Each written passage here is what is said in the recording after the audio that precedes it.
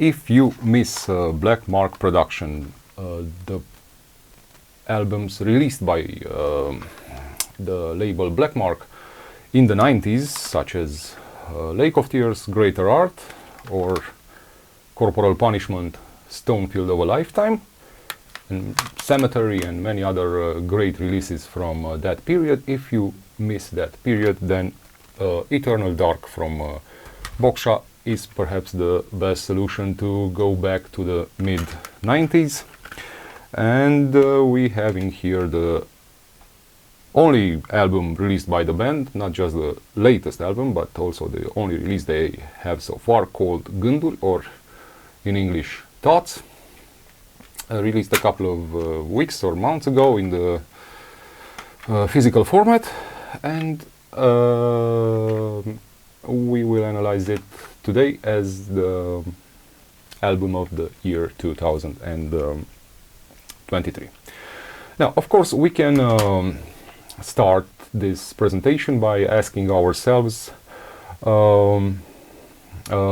is it normal for a band who was active in 1993 or 1994 or something like that to release their first album only in 2023, that is after 29 or 30 years? I think yes, I think it is perfectly normal to do so, because if you have so many years to digest, to redigest all those ideas and feelings that you had when you were a young person, and you have the necessary patience to wait until you gain a more mature age and a larger vision upon both music and life, a larger perspective upon music in general and life in general, then it is more than expectable to be able to come up with something of great value, with something that easily overshadows many of the vague, dubious, hesitant, or undecided young attempts from young musicians. Which young musicians, let us face it as well, most of them are still searching for a style, for an identity of the band, and so on and so forth. But of course it's not the case in here, where the identity is rock solid, because again, these people had 29 or 30 years to consolidate their identity and to be able to come up with a solid release, with a release that is consistent and coherent, to the point where other bands are consistent and coherent after years and years of activity. So it's just about the fact that some bands released albums since 1994 until 2023, other bands just prepared the way for releasing an album, and although they released or they did not release albums throughout all this period, the end result is the same. On this release, the musicians behave as if they have played all along these years. Some people say it's never too late to fulfill your dream. No, of course it's never too late to fulfill your dreams, but it all depends on what you are doing in the period until you get to actually fulfill your dream. And this release is undeniable proof that the veterans, or the old bones of the veterans, are still able to secrete that precious raw matter, while the rest of the traumas along the years are simply lost or absorbed into the depths of your body. And we are dealing here with a band that tells you from the very first moment that you are at our fingertips, because we as a band are that tide of the ocean which rises and falls as the vocalists wants and as the rhythmic guitar player wants you to, you know, change levels. If we are to play with words a little bit, and we combine the word doom from doom metal with the word fantastic, we could say that the style being approached in here is a doom-tastic album. That is an album that is fantastic in its doom death metal approach. An album made of truly heavy, dark and solid lines of force. And basically it sounds as if it was released in 1994 or 1995 by Black Mark, as I said. In medical terms, we could say that we are dealing with an album that is immune against all external influences, while it concentrates itself on the essential features of the genre, that is doom and death metal. I do not know, and honestly I cannot tell if it was produced, mixed, or if it was recorded from the very first attempt, but it has such a crystal deep, pure and natural sound that it feels as if no plugins, no triggers, no editing of whatever kind was used in here. So it feels basically very natural, and it has a very natural sound, as if it was recorded in the old style, or in the style of the old school, when you just enter the studio, know the song perfectly, and just put the best of you on that A-tape. And this kind of flawless production basically guarantees constantly powerful appearance. The best international reference for Thoughts or Gânduri for this album, I mean, for its very specific, intense and uniquely creative sound, the best international references are the albums produced by Black Mark in the mid-90s, Corporal Punishment, Stonefield of a Lifetime, and the first release from Lake of Tears, Greater Art. Maybe the second one had Headstones as well. So if you enjoyed what Black Mark produced in the mid-90s, you are 100% bound to enjoy this one as well. Now, more specifically, to try to frame or to understand the genre approach in here, I would say that if you take some healthy Paradise Lost influences from releases such as Shades of God, Icon or Draconian Times, also if you take some Johan Edlund vocal styles from the Clouds era, some Pyogenesis sound effects from songs such as Still Burning Fire, like Tears in the Dust, Sky Kiss or Through the Flames, and you give all these things a Morgana Le Fay twist, and you process everything into a Swedish or Finnish cold, clean, but also very friendly and inviting abyssal feeling. As I said, a very cold, clean, but also friendly, inviting, kind and hospitable abyssal feeling. Then you get this kind of music.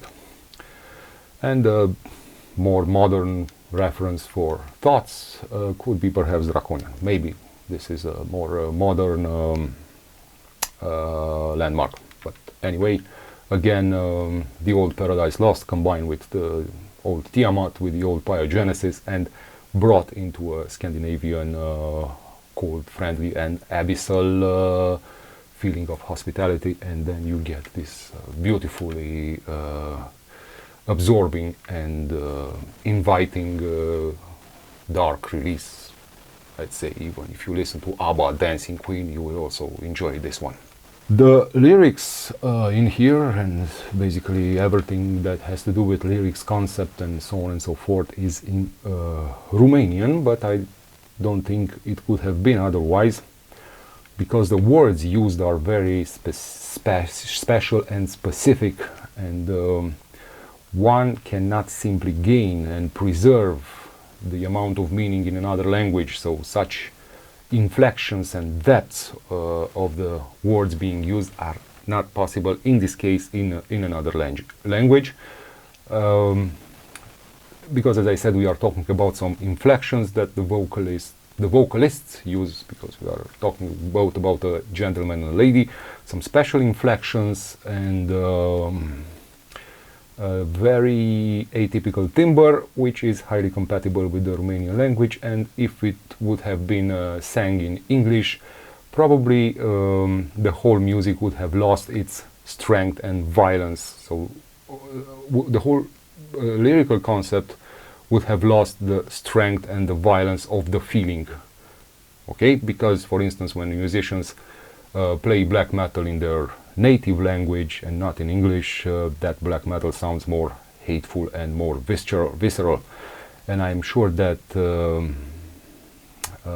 such bands sound much more attractive and personal when they sing in Romanian than they would have sounded in English, considering the special kind of approach used in here.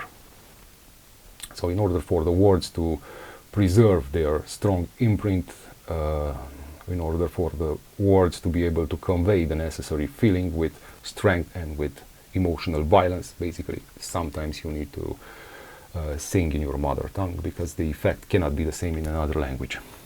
At absolutely no second is the listener left in the middle of the road, because the listener is permanently protected by the band, so to say, under a darkly protective mantle and mantra. So what these guys are doing, they are projecting a darkly protective mantra and mantle, to speak both realistically and metaphorically, upon the listener, so they never ever leave the listener into the middle of the road. And this is also the kind of band that would, so to say, never ever, how should we say it, they would never ever water down their sound or use any kind of conceptual, emotional or technical tricks. No, everything is very honest in here and very, very personal. And basically nothing plagues this album. The guitar fucking owns everything, so the guitar fucking owns everything, and no song is overshadowed by the previous one, and absolutely no composition is disjointed. If you read the lyrics, it is very easy to quickly realize that these people, these musicians, are very old school, avid readers of Romanian poetry, because Romanian poetry is literally everywhere on this release. And to take just an example in this regard, because we do not want to make this review about lyrics, we will just take a sample from a song, a sample from a poetry to try to highlight the similarities. So if we take, for example, the song Come Death or Vino Morte, the song Vino Morte or Come Death seems to be a very beautiful tribute that the band offers in the honor of Ion Minulescu's poetry Romanța Mortului, or the Romance of the Dead.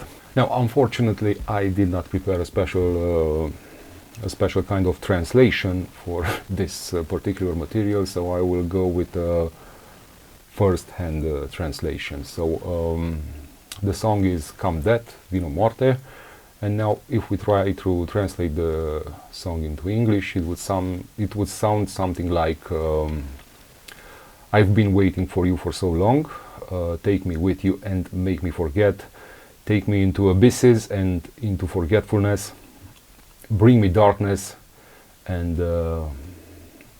caress me with carelessness, remove the burden that weighs me down, unchain my deepest self and set me free, turn me into mist, steam and blow me into the wind, take my emptiness and hide it in the ground.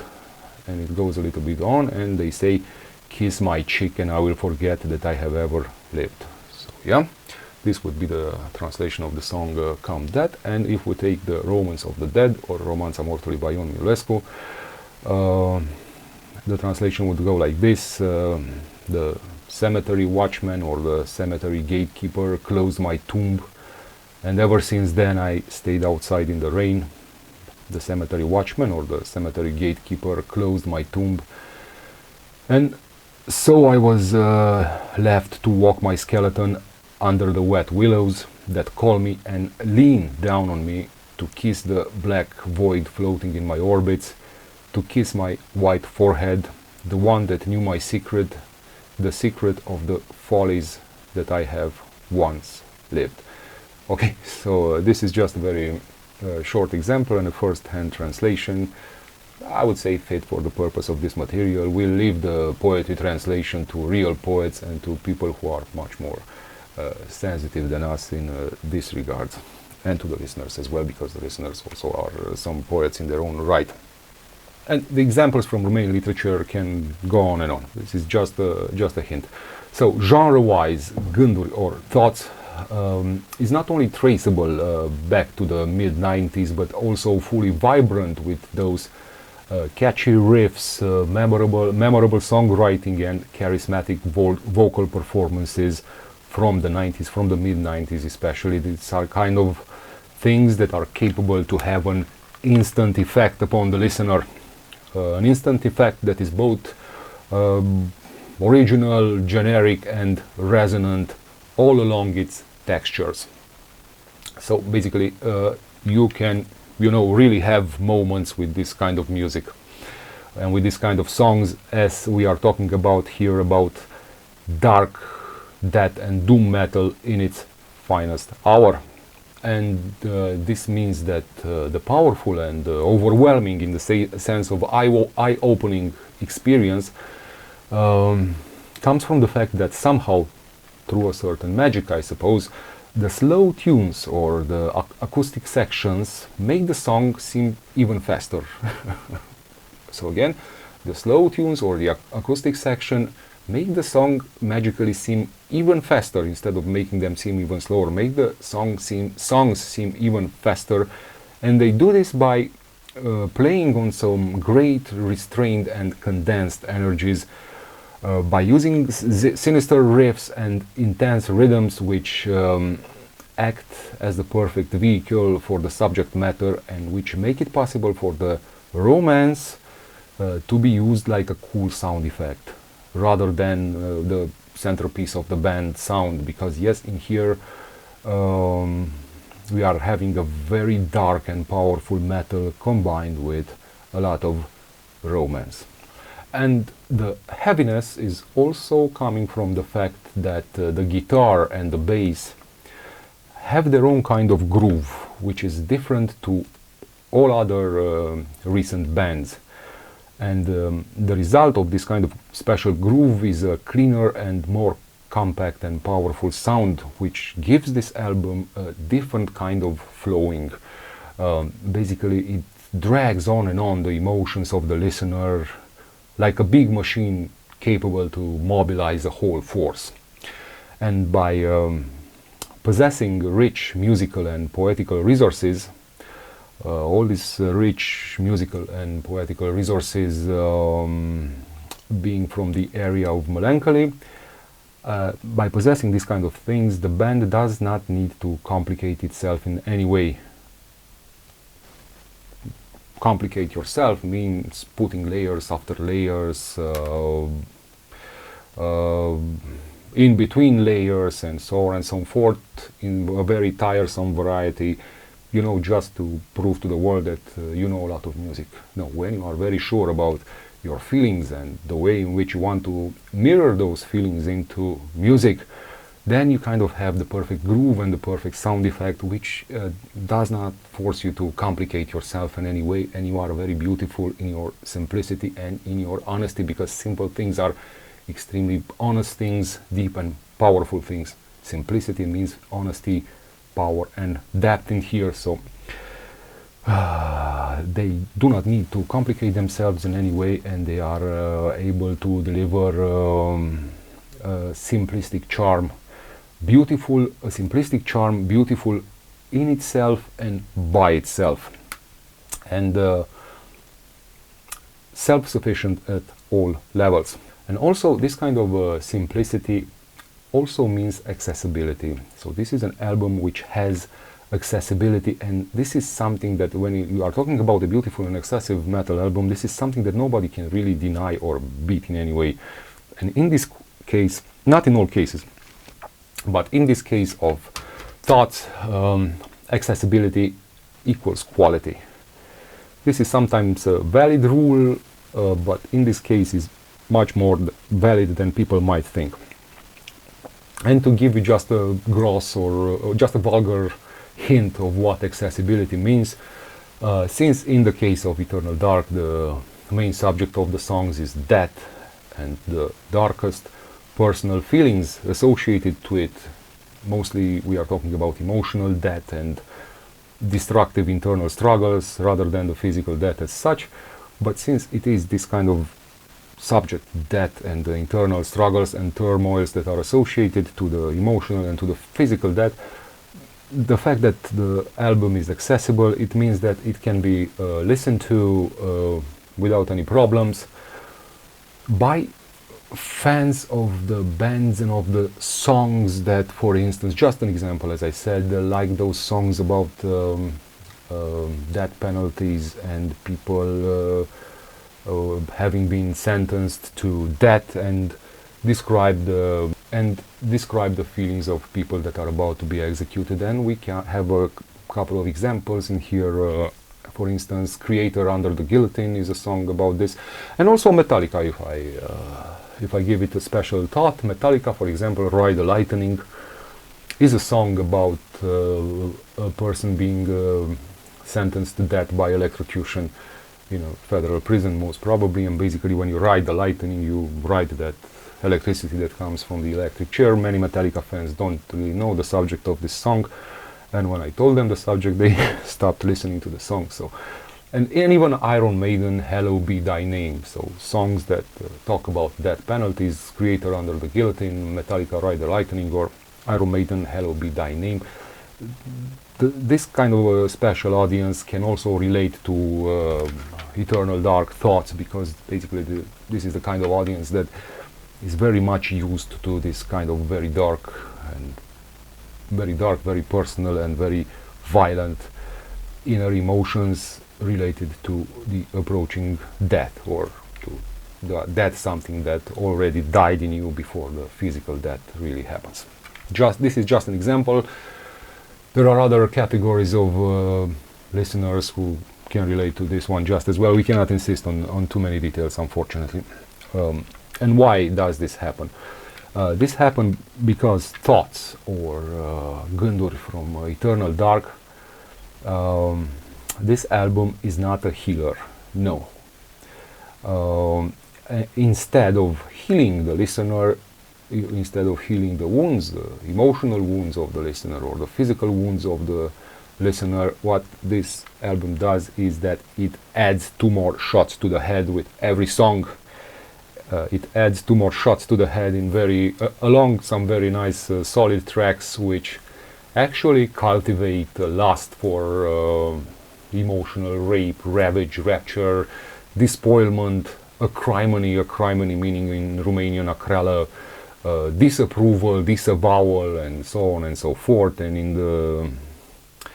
in the song Buried Alive, or Îngropat de Viu, they say, I am my own grave.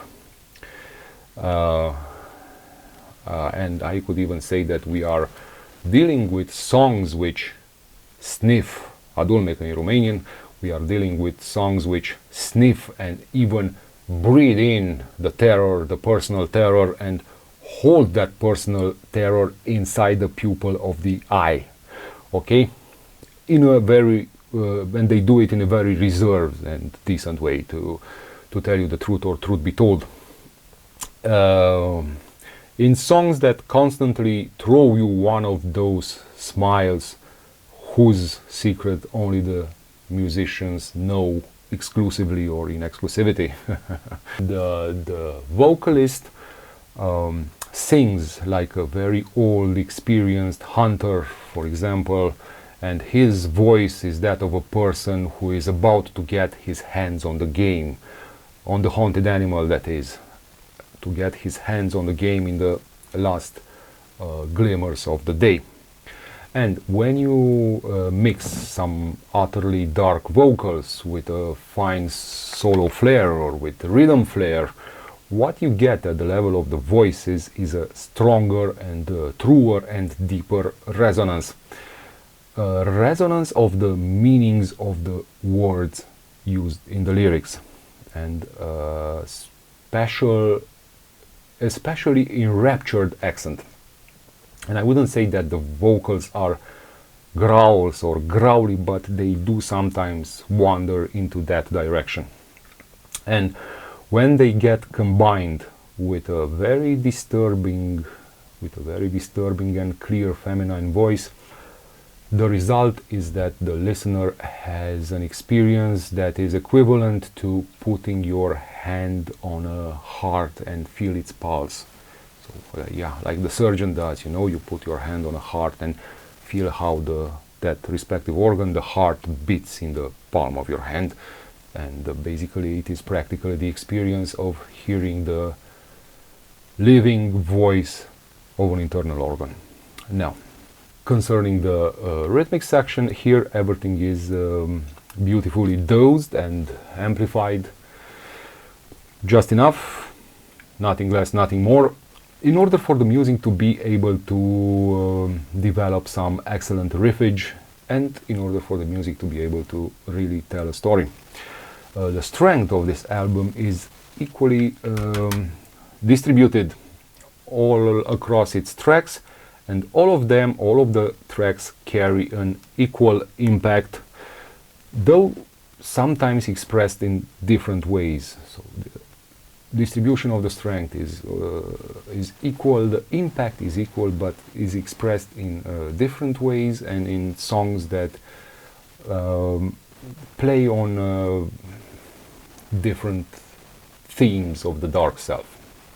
And the riffing is solid, is predictable, but predictable in a very good sense, because it is predictable in a sense in which it answers a need for a natural, deep continuity, which makes it as appealing as it gets, impulsive and also strictly contained at the same time,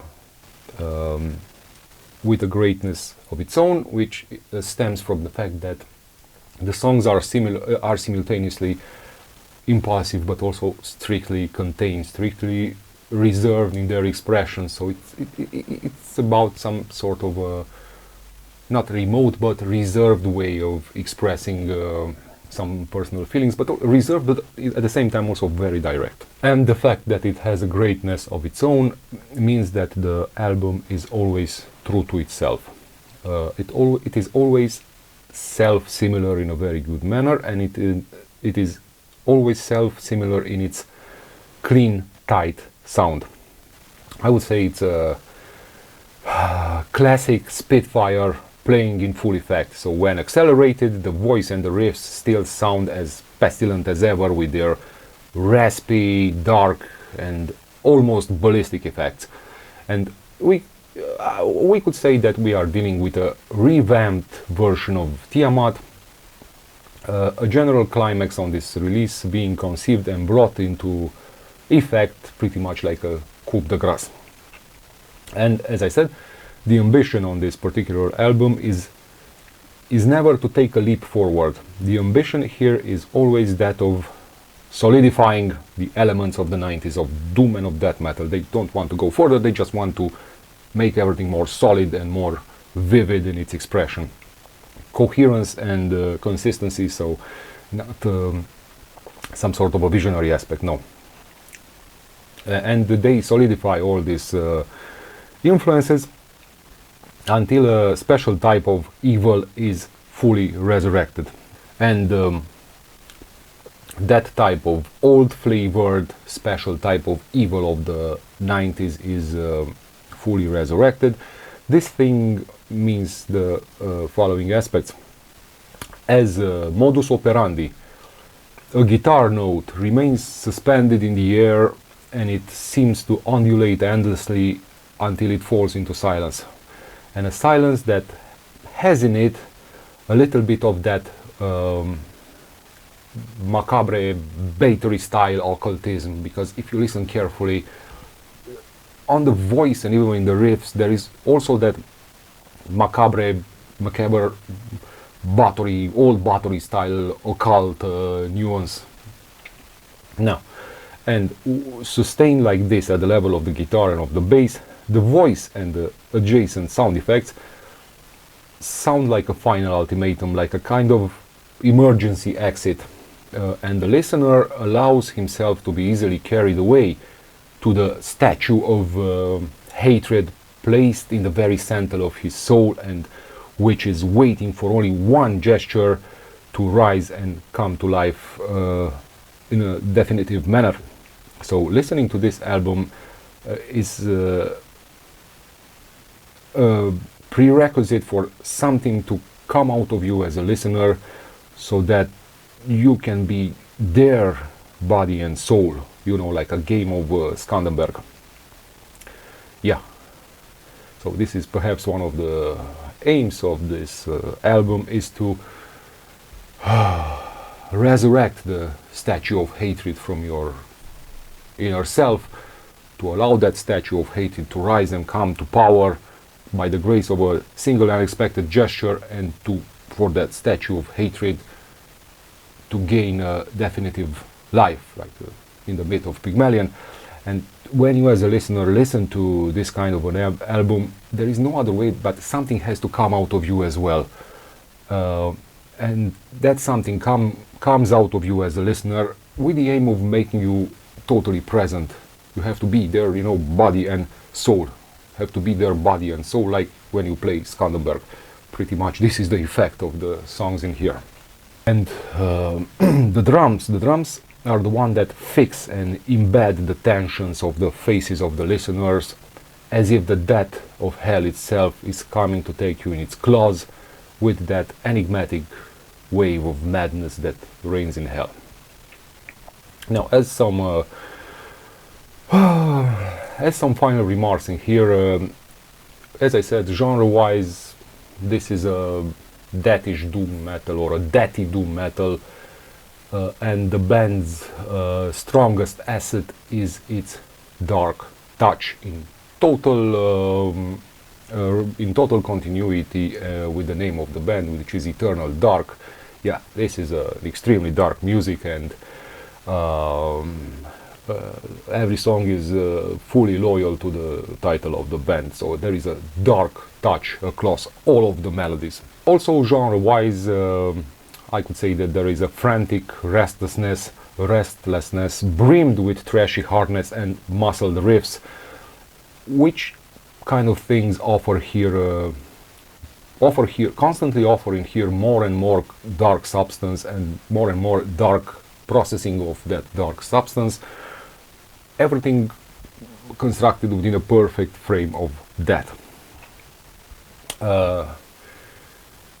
Maybe it is a little bit of a too dark album, even for doom metal listeners, but as they say, if you cannot stand the heat, maybe you should stay out of the kitchen.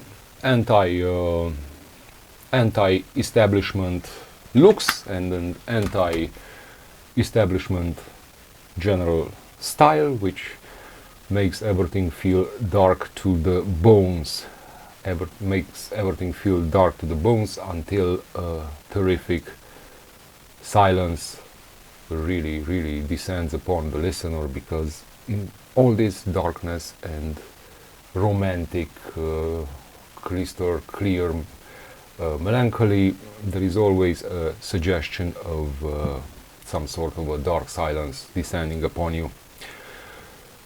People have asked me, you know, why don't I give marks when I do this kind of reviews, and some people said that maybe I should also give a mark. Now, if I were to give an objective mark to Eternal Dark Thoughts, and if I were to look for the needle in the haystack, I would say maybe a 9.5 out of 10. But this is not the kind of music that has anything to do with objectivity, and basically the listener for this kind of music will always be a very subjective and loyal listener, and that's why my marking here will be 12 out of 10. And Eternal Dark Thoughts or Gânduri is the album of the year in Romania, the album of the year 2023, pretty much regardless of what happens in the rest of the year, because nobody else managed to bring such grooves, such tunes, and such a perfectly loyal atmosphere of the 90s back into the year 2023, and probably nobody else had so much time, 29 or 30 years, to beautifully prepare a perfect release.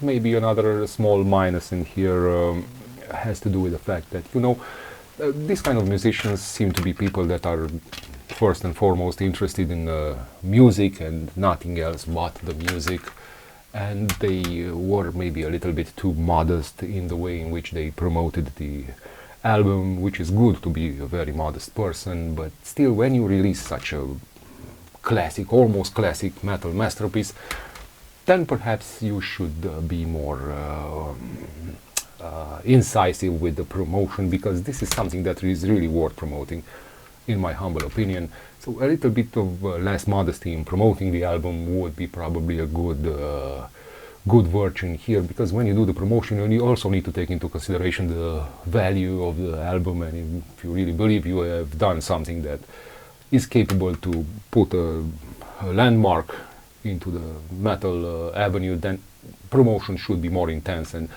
maybe a little bit of that modesty should be left aside. Just a personal opinion.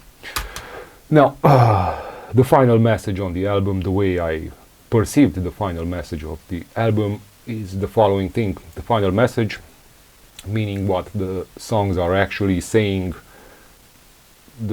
all across their lyrics and their technical parts, so the same thing that is to be read inside each and every song, is the following thing. Hope is a very dangerous thing to lose. There is nothing perhaps more dangerous than losing your hope, especially since we are living in a world where there are no real advantages, just various degrees of disadvantages. So if you still have some hope, protect it. Thank you so much. Amar în suflet, amar în